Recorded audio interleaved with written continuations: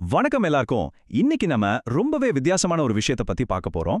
அதாவது உலகத்தோட மிக சக்தி வாய்ந்த தொழில்நுட்பமான ஆர்டிஃபிஷியல் இன்டெலிஜென்ஸை சில 1000 வருஷம் பழமையான தமிழ் ஞானத்தை வச்சு புரிஞ்சுக்க முடியுமா?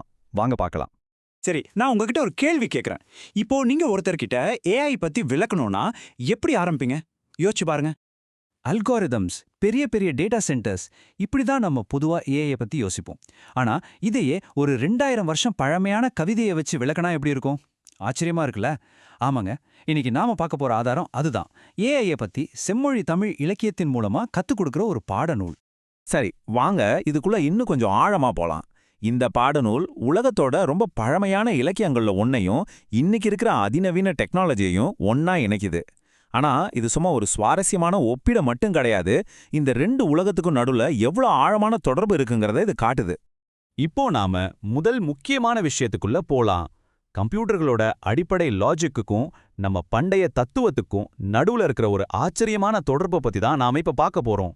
முதல்ல கம்ப்யூட்டர்ஸ்லாம் எப்படி வேலை செய்யுதுன்னு சிம்பிளா புரிஞ்சுக்கலாம்.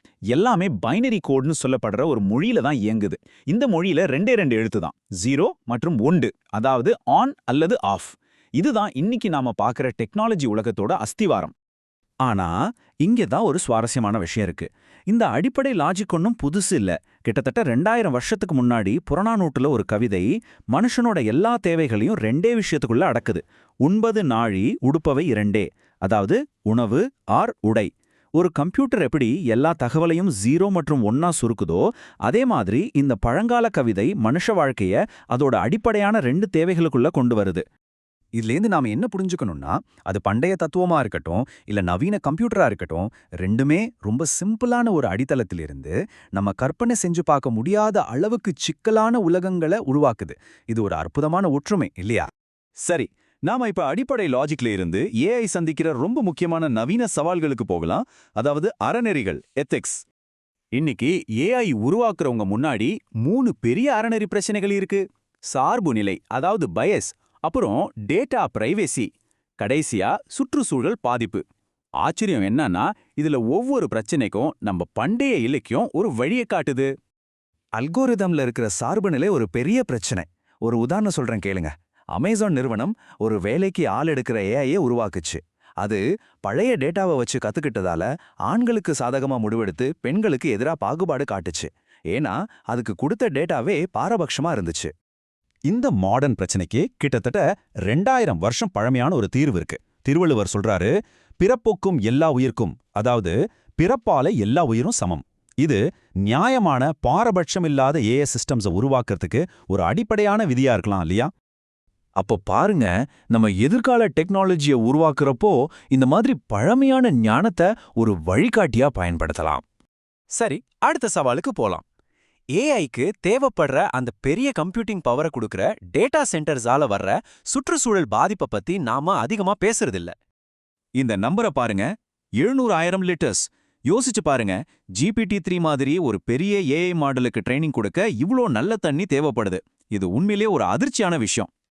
இந்த நவீன டெக்னாலஜி பிரச்சனைக்கு சங்க இலக்கியம் ஒரு ஆழமான பார்வையை கொடுக்குது. புறநானூறு சொல்லுது, மழை பொய்த்தால் உலகம் துன்புறும்னு. தண்ணியோட முக்கியத்துவத்தை பத்தி பேசுற இந்த பழமையான வரி போன ஸ்லைட்ல பார்த்த டேட்டாவோட சேரும்போது ஒரு சக்தி வாய்ந்த செய்தியை நமக்கு சொல்லுது. ஆக இயற்கையை மதிக்கிற அந்த பண்டைய பார்வை இன்னைக்கு நாம கிரீன் ஏஐன்னு சொல்ற சுற்றுச்சூழலுக்கு பாதிப்பு இல்லாத ஒரு தொழில்நுட்பத்தை உருவாக்குறதுக்கு ஒரு பெரிய உத்வேகமா இருக்கு. சரி, வாங்க அடுத்த பகுதிக்கு போலாம். இங்க ரொம்ப காம்ப்ளெக்ஸான ஒரு ஏஐ கான்செப்டை நம்ம கம்பராமாயணத்திலிருந்து ஒரு கதையை வச்சு எப்படி ரொம்ப சுலபமா ஞாபகம் வச்சுக்கிற மாதிரி விளக்கலான்னு பார்க்கலாம். டெக்னிக்கலா சொன்னா ஏஐ ஏஜென்ட்னா என்னன்னா, அது தன்னோட சுற்றுப்புறத்தை புரிஞ்சுக்கிட்டு ஒரு இலக்கை அடையிறதுக்காக தானாவே செயல்படுற ஒரு சிஸ்டம். கேட்கறதுக்கு கொஞ்சம் சிக்கலா இருக்கலாம். ஆனா இதையே அனுமன் கதையோட ஒப்பிட்டு பாருங்க, ரொம்ப சுலபமா புரிஞ்சிடும். இங்க பயனர், அதாவது யூசர் ராமர், இலக்கு சீதையை கண்டுபிடிக்கிறது.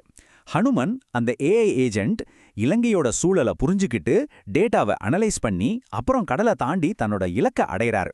ஒரு சிக்கலான கான்செப்டை எவ்வளவு சக்தி வாய்ந்த கதை மூலியமா விளக்க முடியுங்கிறதுக்கு இது ஒரு சூப்பரான உதாரணம். நாம் இப்போ இறுதி கட்டத்துக்கு வந்துட்டோம். இதுவரைக்கும் நாம பார்த்த இந்த வித்தியாசமான தொடர்புகளோட ஆழமான தாக்கங்களை பத்தி இப்போ ஒரு தொகுப்பா பார்த்துடலாம். நம்ம என்னெல்லாம் பார்த்தோம் இன்னொரு தடவை பார்க்கலாமா? கம்ப்யூட்டரோட அடிப்படை லாஜிக் புறநானூர்ல எப்படி இருக்குன்னு பார்த்தோம். ஏஐயோட அறநெறி சிக்கல்களுக்கு திருக்குறள் எப்படி வழிகாட்டுதுன்னு பார்த்தோம். ஒரு காம்ப்ளெக்ஸான ஏஐ ஏஜென்ட்டை கம்பராமாயணத்துல இருக்கிற அனுமன் மூலமா புரிஞ்சுக்கிட்டோம். ஆனா முக்கியமான விஷயம் என்னன்னா, இதெல்லாம் சும்மா ஒரு புத்திசாலித்தனமான ஒப்பீடுகள் மட்டும் கிடையாது. இதோட அர்த்தம் இன்னும் ரொம்ப ஆழமானது.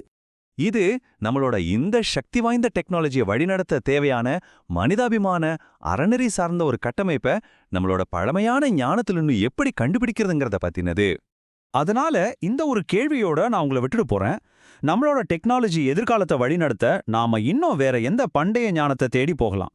நாம தேட தயாரா இருந்தா பதில்கள் இது போலவே நாம எதிர்பார்க்காத இடங்கள்ல காத்துட்டு இருக்கலாம்.